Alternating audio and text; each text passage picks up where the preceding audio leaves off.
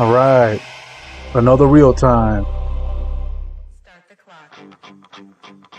Let's start the show. I know why you're excited. There's going to be debates. That's right. And they're a little different. They're earlier in the year this time. They're going to maybe cut the mic. That's what I'm saying. Right? No, Yeah. like when you go over the talk. And See, I said this in my last video, that in order for it to be fair with Trump and Biden, because this time Biden won't be able to keep up with Trump. So the fair thing to do is, if you go over your time, cut the mic. And while one of them is talking, the other's mic is not going to work. But let's see how it goes. oh, no Bobby Kennedy. He was not invited to the debates. Yeah, but I know. But the worm in his brain was invited to. He had Bassmaster. They already started to trash talk each other over the debate. Trump said he's ready to rumble. And Biden said, make my day. Because nothing revs up the youth vote like catchphrases from the 80s. Right? Well, when Stormy Daniels was a porn star, I mean, most of her work was on VHS. Oh. Not even DVD, and certainly not Blu-ray. Blu-ray porn. Blu-ray was what she said when somebody said, what'd you do with Ray? Blu-ray, Not the greatest witness with not the greatest reputation. In New York, they say, everybody knows he was a jerk, a liar, an asshole, and a bully. And yet, Steve Buscemi gets punched in the face? What? Oh, man.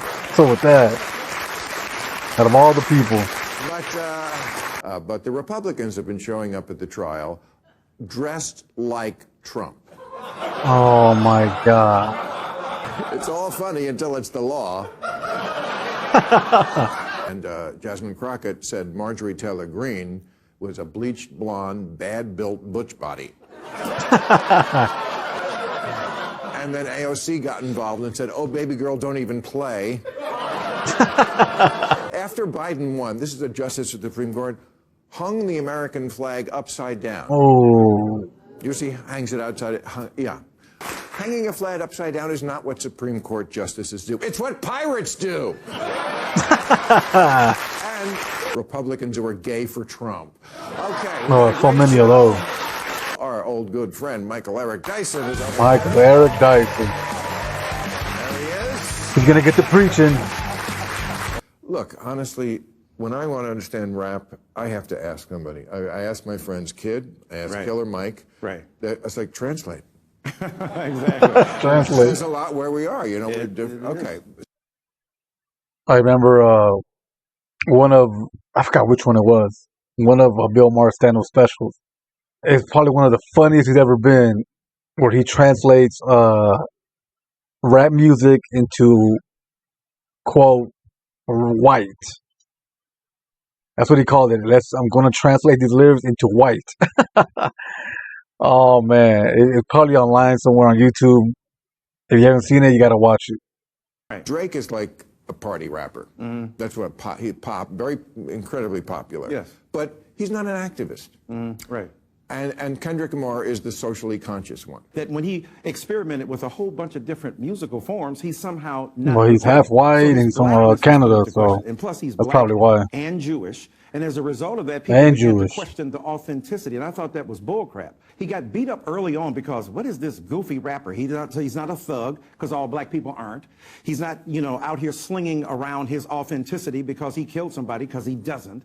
He is a decent human being, high intelligence, who likes to party, have fun, reflect upon his emotional life, and exist as a human being in a culture that often demonizes that. That's why I'm Team Drake. Oh, whoa. Yeah. That's probably why he changed into the more darker, harder rapper. It's not that he just tries to fuck everybody's girlfriend. I think you're talking about Donald Trump. Okay. Yeah. Oh. I can't believe they're talking about Drake on Real Time. He's an incredible figure who's transcended many barriers. You should have him on. Of course, I acknowledge. I just can't imagine writing poems about another man all day. I'm not trying to... Boy, you talk good. You talk good. And for what Diddy did, and let me be, forthcoming. I've interacted with him, I've talked to him and spoken to him. What we saw today was repugnant and reprehensible. It's inexcusable. So I read, I don't know if it's true, man, but if it is, man, I wonder why they did it. So Puff Daddy, or P. Diddy, he paid the hotel not to release the footage. I think 50,000. He kept a copy. I think he kept a copy. When the FBI raided his house, they found it, and that's how it got leaked. I never heard of the FBI leaking evidence like that. So they did it for a reason. Maybe it's to get a conviction. You could taint the public perception of somebody that you want to be convicted, because everybody's going to see that video. So there's no way you can't get a jury, somebody in the jury who hasn't seen it. Hip hop showing its face. Preachers are beating the hell out of women too, and they're doing it physically and emotionally and rhetorically. So, having said all that, yeah. Hi. Two women. Oh, you are. That's rare. Times Pamela Paul's back with us. Great to see you. Let's talk about these debates. I mean, I don't really want to. But it is what's going on in the country. And first of all, to me, it says Biden knows he's losing. This one, I mean, June 27th, that's not even, they haven't had the convention yet. Well, they're not getting any younger. They Oh, they're really not. Every debate is just, I can't stop talking first, or else I look weak. So I look at it. So they talk over each other. So they're going to do that. Once your time is up, they cut the mic. Good. Is any of this going to make a difference? One thing I find interesting is that both candidates think that they'll win the debate because they'll make the other guy look bad. That once people see the other guy, they're going to hate him so much that they'll then vote for that person. And that's kind of a sad indication. Now, Joe Biden could pull off a miracle. I mean, miracle. If somehow he's able to pull in people just feeling sorry for him, he's going to look so old and weak up there. But everybody's had a grandparent. It'll probably remind them of their grandparent or parents. But when you're in his condition, the bar is so low that if he ends up saying something really profound, it's gonna be that much more amplified because you're not expecting it. And with Trump, it's gonna be the same old Trump. I think the guy who has more to prove is Biden. Oh yeah. Trump is a known commodity. They know he's going to be an asshole. That's what I'm saying. Lurking and growling and not obeying the rules and everything else. Growling. Biden, they want to see proof of life. Yeah.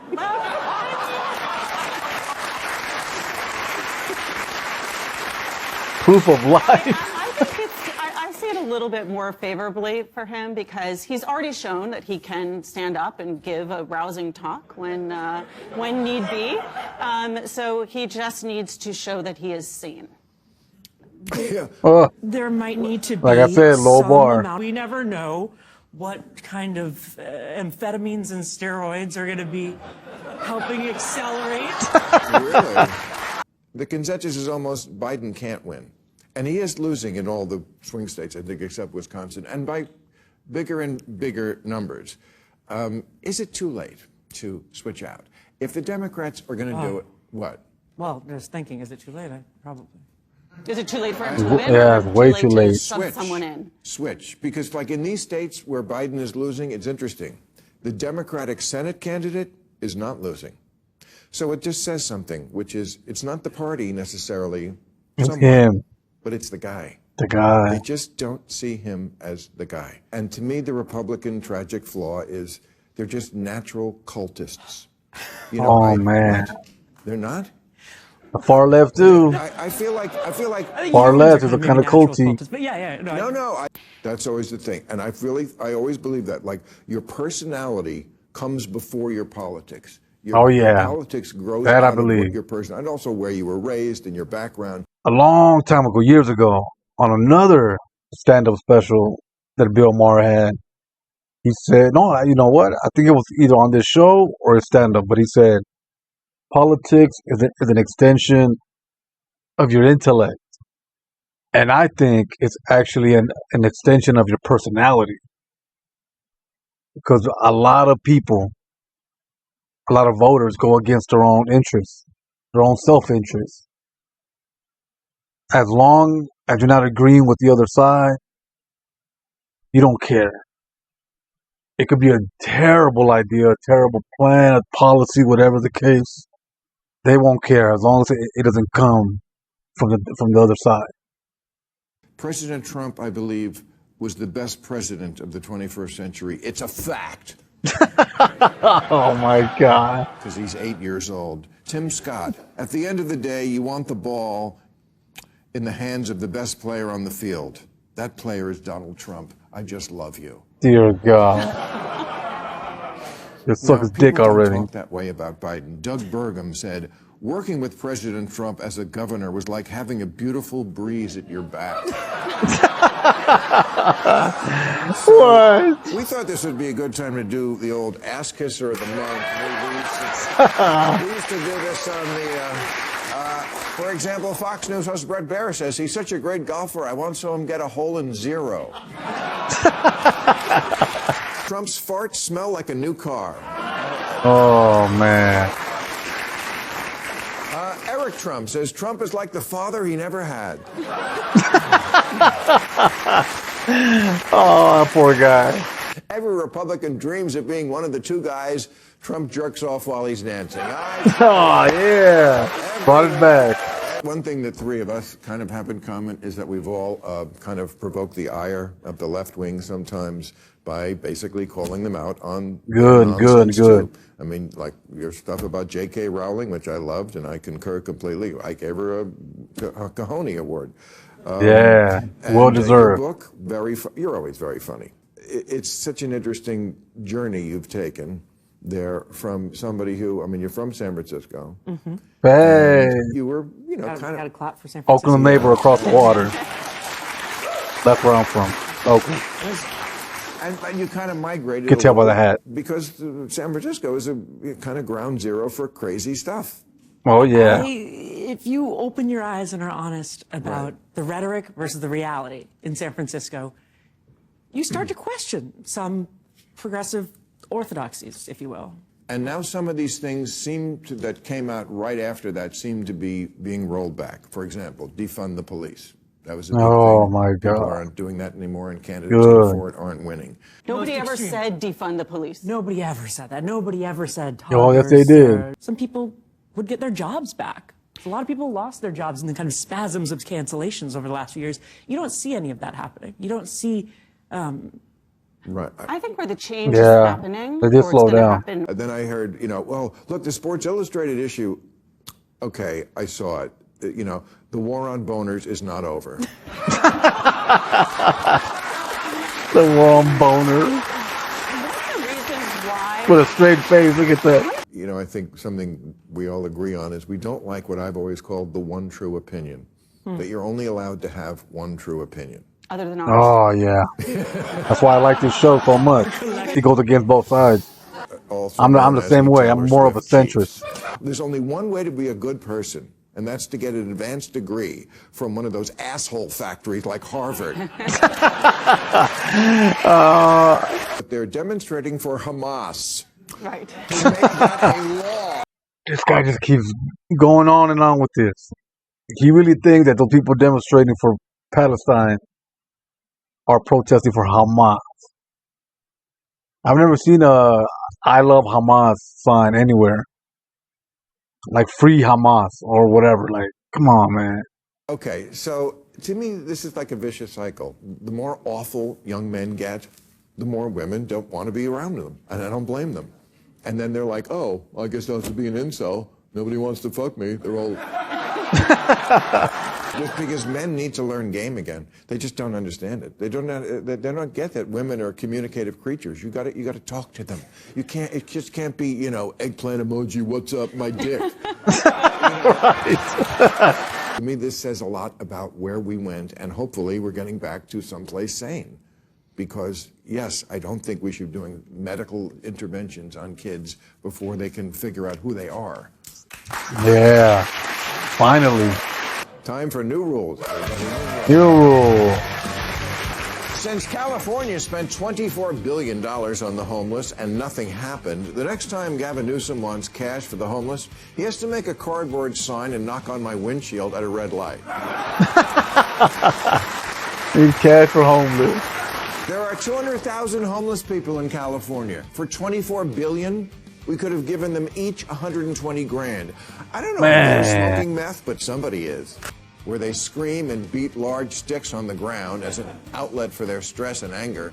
Wow. Hey, could you keep it down? We're trying to play golf. I kid. Let it out, ladies. Harboring pent-up rage rarely ends well. Just ask Christy Noem's dog. Jesus. Nurul, before you buy one of the new whole-body deodorants, you need to ask yourself, am I a Whole zombie? body? Because if your whole body stinks, that's a sign that you're decomposing. And it's a sign you're decomposing and probably have bigger problems than body odor. For example, your poll numbers. Oh. And finally, new rule, someone, maybe AI, has to figure out a way to slow down time. Because what everyone has been saying to me lately is, I can't believe it's May. Yeah. Oh, Americans, we do nothing but bitch about everything under the sun, but damn it, life goes by too fast. When a cheeseburger cost a dime and a girl brought it to you on roller skates and she liked it when you complimented her ass. And that's who my book is for. People who don't want to be stupid about shit. Thank you, folks. All right. Catch you on the next one.